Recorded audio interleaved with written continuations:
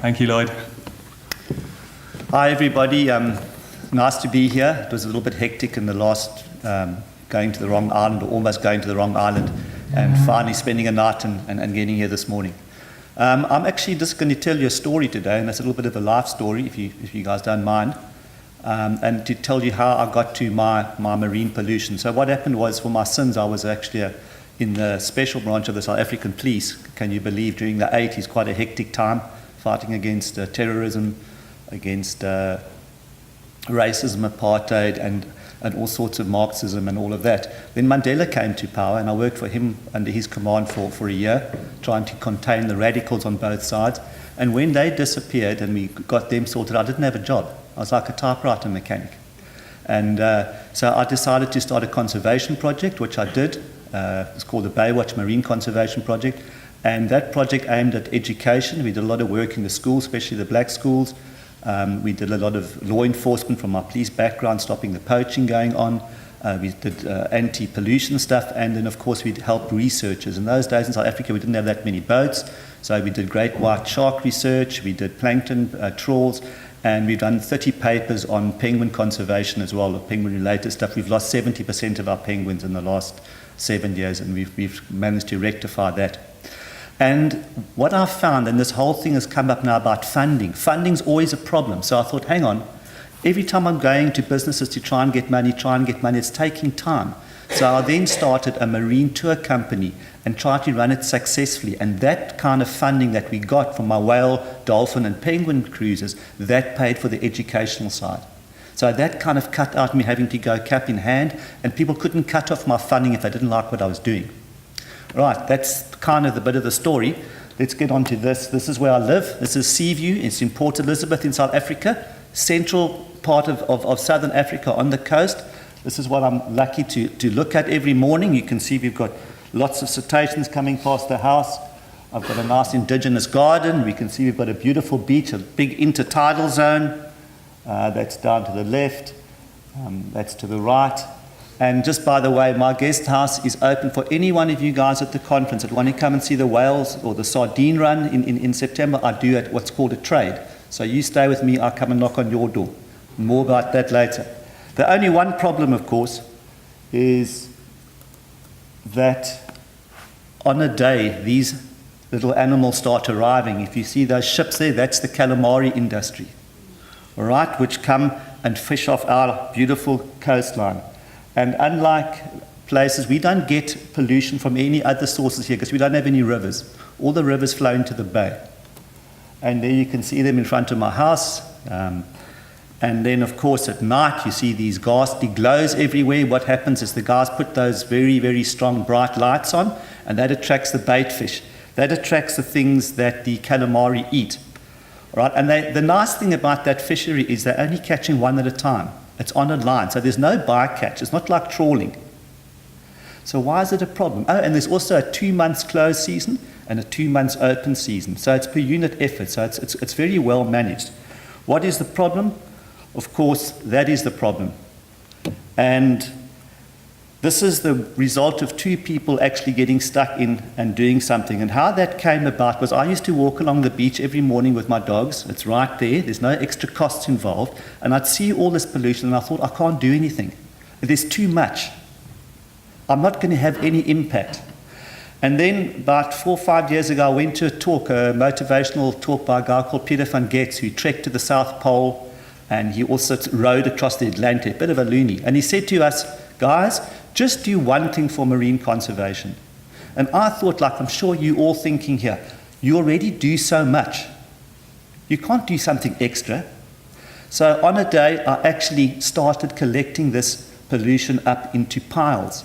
And when you put it in a pile, you kind of see, hang on, this is what I'm doing, check at this. And you get this massive big pile of stuff, and you start seeing that you're actually getting somewhere. Because half the time, the stuff you're seeing is repeat offending pollution. It just keeps on getting washed up on another beach and another beach. So carried on doing all of this stuff.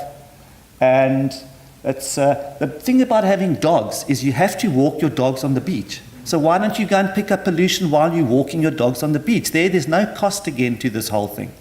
And it's got to be close. I can't help the vaquita. I can't really help you guys in the States. It's too far. I can't help the rainforest. But what I can do is something in my back garden. And I think that's where we've got to look at with all these projects. You can see what a beautiful place it is with this horrible rubbish all over the place. That was just before I came. And the reason I had to quickly run along the beach instead of doing my presentation was because it's the end of the squid season. So for 2 years, we've been having for 2 months, they've been fishing. We've got these mounds of plastic. When they're not fishing, we also collect and we take pictures of little tiny mounds. And then those mounds, we take those photographs and then we go to the fishing industry and say, guys, look here. Because they always deny it. It's never them. It's always somebody else. And we go and say, look, I know when they're having specials on pawpaws because I'm picking up the wrappers. I know what kind of milk you guys use because I'm groveling around in there doing that kind of stuff. And you present them with that evidence. And then you try and talk to the owners. Come on, guys, what are you actually going to do about it? We also go to the South African Marine Safety Authority. They're the guys that check the garbage register. Those are the guys that check what's actually coming back from the boats. Put pressure on those guys. That's the big stick hitting them guys. But you actually have to do that as well. Then the other nice part is this wasn't all our rubbish. What we've done from our little village of Seaview, we've now gone and we've started the next conservancy. They're also using the same modus operandi. We've got about 4 or 5 different lots of people along the coast doing the same kind of thing. We've got the 4x4 clubs that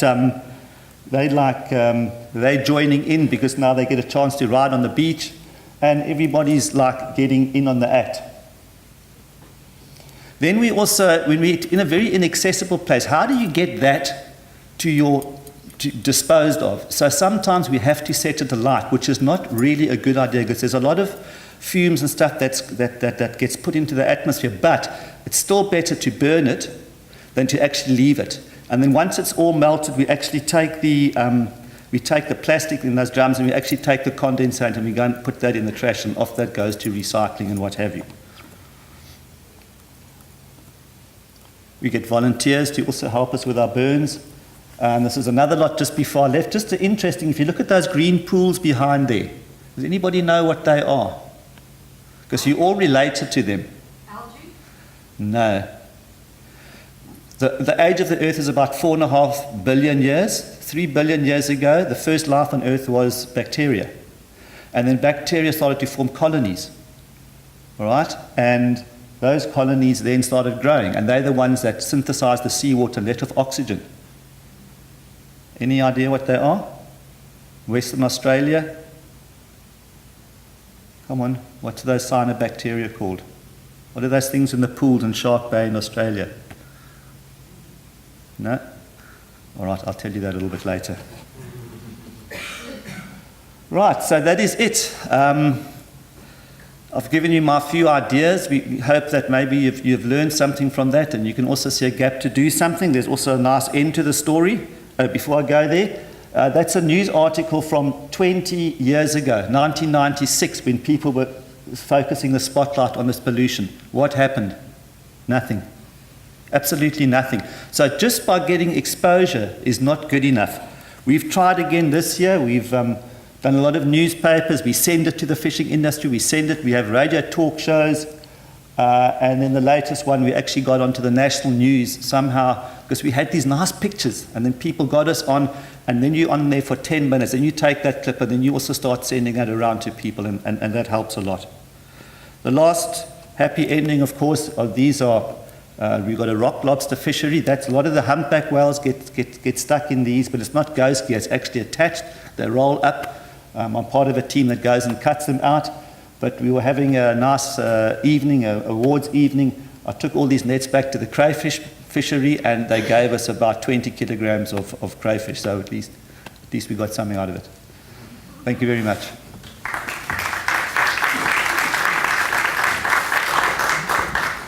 you going to tell them what that green stuff is? The green stuff is stromatolites. Stromatolites, yeah. And they were only discovered there 2 years ago.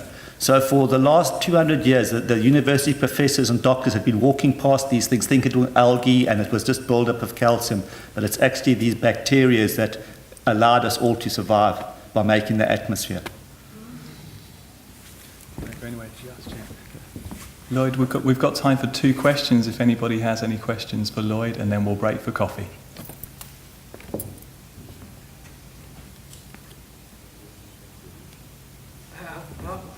How far are the squid fishermen coming from? They fish a distance of about 200 to 300 kilometers up and down the coast, depending on where the squid are moving, because they kind of move up and down a lot. So they're not always in front of your house like that every night? No, not every night, but sometimes for a month. Yeah, you wouldn't have to use electricity for lights.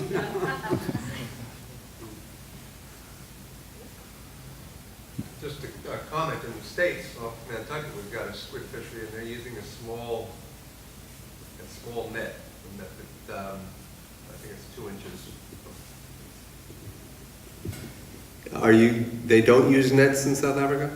No, they don't target the squid with nets, but sometimes they're caught as a bycatch in a trawl. But and that calamari is not it's not utilized; it's utilized as bait. All our calamari that gets caught gets exported to pigs, Portugal, Italy, Greece, Spain. They take it and sell it as fresh because it gets blast frozen down to from living to minus 30 in 2 minutes, and then it gets dunked in seawater and it goes to all the markets in Europe. Gets defrosted and it's sold as fresh. Thanks.